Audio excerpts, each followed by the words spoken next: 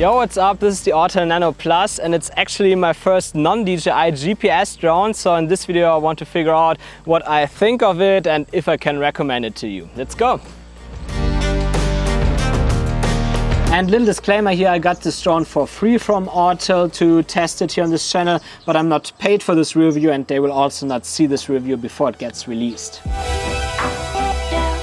Let's start with the build quality of the Autel Nano Plus, and when I took it out of the box at first it felt a bit cheap to me, which I think just comes with the 249 gram weight, because they have to save the weight somewhere, so I probably use a bit thinner plastic or so on. But what I really like about this drone are the colors, not necessarily because of the colors itself, but because it looks a bit more like a toy. And if you buy a sub 250 gram drone, then you usually want to avoid certain regulation and you probably want to fly at places where people would probably care about flying a bigger drone. Like maybe there are some people around you that generally don't like drones because they worry about privacy and stuff like that. Then obviously if your drone looks more like a toy, it's less annoying for people. So it's good that they did that. And it's around the opposite with the controller. The controller actually feels really premium. I like the materials from it and also the grip. Like it feels a bit more ergonomic than other controllers.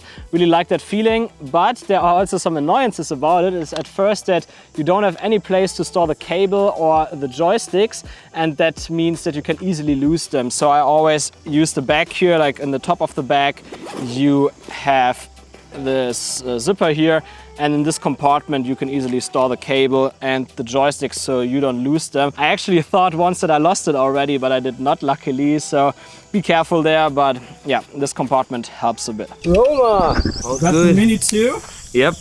Awesome, so we can do some comparisons. Yeah, let's see how your drone is. Roma is great. He always brings some stuff that I can use for my videos to do some comparisons while he's riding his bicycle. Yeah, I'll need to start borrowing stuff from you.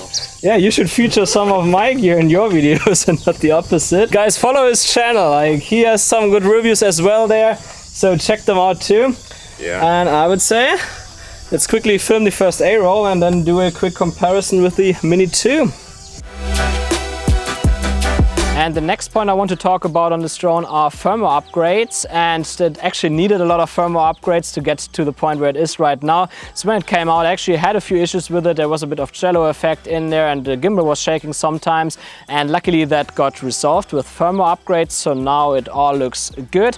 And also the HDR mode was a feature that I was very excited about in the first place, and it was also not available when it got released, but now it is also available, and as you probably saw already in the footage that you saw so far from this drone, it actually looks pretty good. And I think that HDR on such small sensor drones is kind of a must-have, because otherwise it's just a bit too contrasty. But what I must also say regarding firmware upgrades is that the upgrades themselves are a bit annoying, because you have to upgrade every single battery all the time, and the upgrades itself also take a bit too long in my opinion, especially when you're outside already. You didn't know that there's a firmware upgrade before, and then you do it on your phone via network connection. It's not a big issue overall, it gets the job done, but it just takes a bit longer, especially because you have to update every battery independently.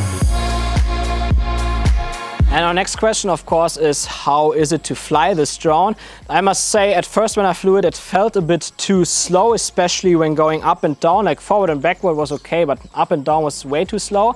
But it gets a bit better when you turn the sensors off, and you can also put it to ludicrous mode, which is kind of the same as sports mode on DJI cameras.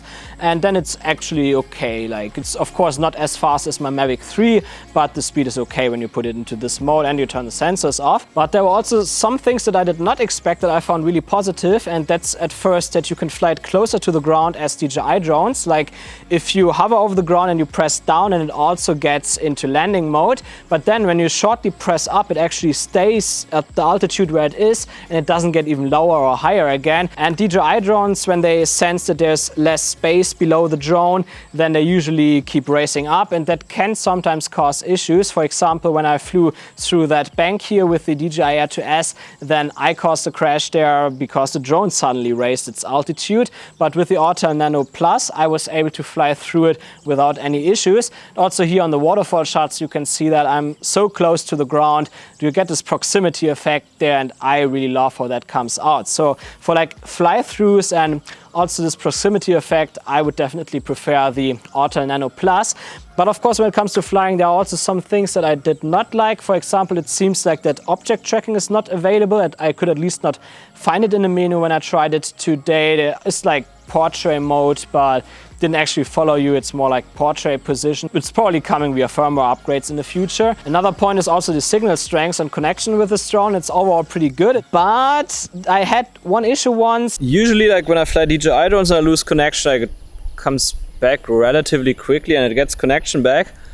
But so far I don't have connection back. Really hope that the return to home works flawlessly and there are not any issues. I hate these situations, especially with drones that I'm not really used to. Oh, I can hear it!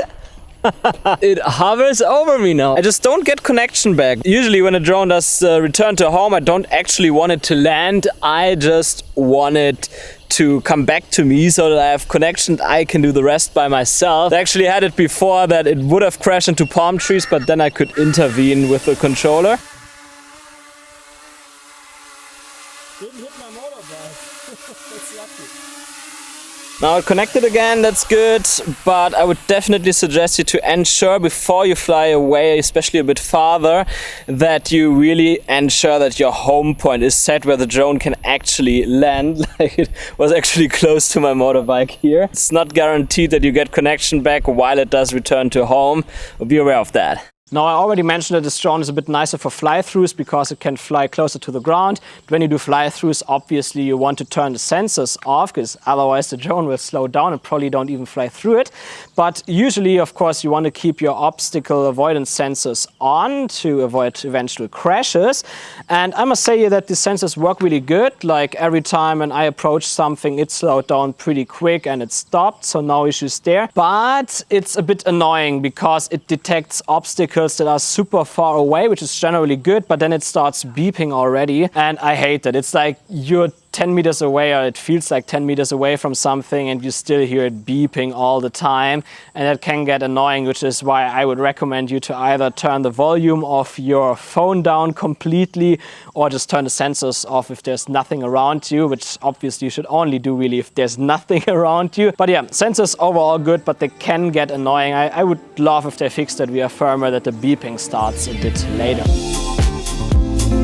Let's also quickly talk about the Autel app, and I must say, coming from the DJI Go app and also their Fly app before, must say it was fairly similar. Like most of the stuff is in around the same place. It's probably called a bit differently and not like 100% the same, but you quickly find yourself around if you flew DJI drones before, so no issues there. But I felt that it is a little bit buggy sometimes. For example, once we wanted to turn HDR mode on, but it was grayed out. It was just not possible to turn it on. Then we scrolled a bit around in the menu and suddenly it was on again. Like I could turn it on then.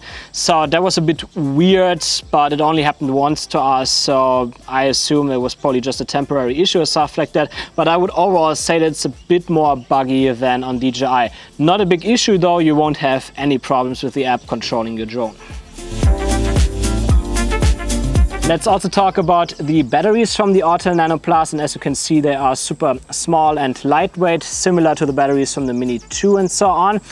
And also when it comes to flight time, I would say from my feeling they perform around the same as other drones like my Air 2S before and so on. So it's not that they give you a crazy high flight time like the Mavic 3 for example, but it's definitely not bad. You will be perfectly satisfied with it. I didn't measure the flight time, but just from my feeling it did not feel much lower or more than other drones. But there's one thing that I don't like about these batteries, and that is that they don't discharge itself. When you have DJI batteries lying around for I think 5 days or something like that, they discharge themselves automatically, which I found annoying. But because I fly FPV now, I learned that this is actually a good thing, because keeping LiPo batteries full all the time damages them. So these batteries also overall don't last that long then. So what I would suggest you to do is, even if you use the multi-charger, if you don't intend to fly for a longer time, don't use the multi-charger, charge them separately and only until 3 of those LEDs blink, because then you're at somewhere around 75%,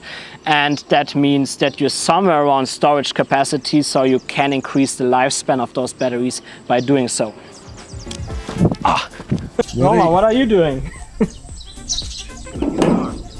testing his new car.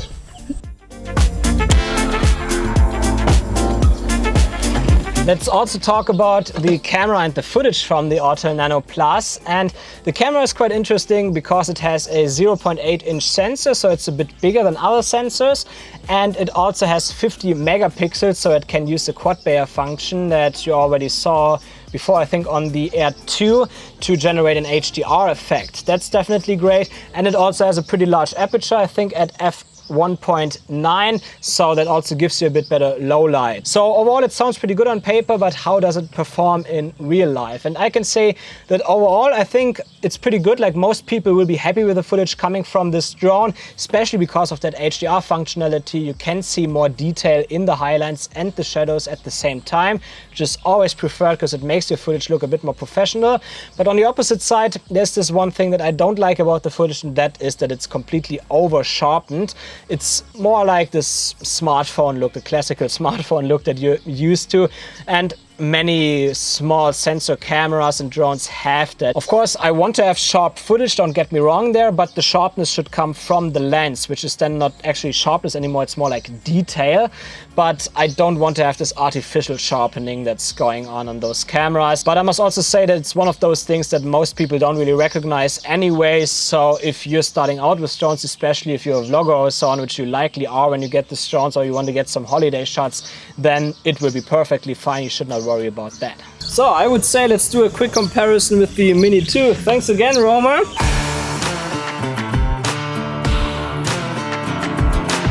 Okay, let's see how the footage compares here on my iPad, which is not like super big. I can zoom in a bit. I mean, I'm mostly curious about the HDR. Yeah, that's it. Like, Nano Plus really exposed around the same as on the Mavic 2. But there is more detail in the sky, so the HDR functionality definitely does something. In terms of digital sharpness, I would say the Mini 2 looks a little bit better, but therefore less dynamic range. In that case, I would prefer dynamic range, actually, yeah. I would say overall the Nano Plus looks a little bit better to me than the Mini 2 when it comes to the footage, but I have to judge that again on my screen at home. There I can see that better. Okay, the question overall is, can I recommend the Autel Nano Plus or not? And when we only look at the drone and the footage, then I would clearly say yes, it's a good drone overall, and the footage, especially thanks to the HDR functionality, is good as well. But there's this one issue, and that is the price. It costs $950 in the standard version, and if you want to get it together with 3 batteries and so on, then it's $1,099. And for myself, I would not buy it for that price. There might be some people that still want to get it, especially if you want to get around certain geo restrictions that DJI drones have and Autel drones don't have. Could be a reason why you still want to get it. But I personally think for $950 is just not enough value, because there are drones such as the DJI R2S, which is only $50 more. It's clearly a better drone. So, but that's my opinion only, might be differently for you. I would say if they would sell it somewhere between $600 and $700, then I would say get this drone, don't look back. It's really great value then. But well, they just sell it around $300 more, so that's why I think a bit differently about it. But well, we have to see, prices drop over time, so if you can get a good deal on this drone, then I would definitely recommend it.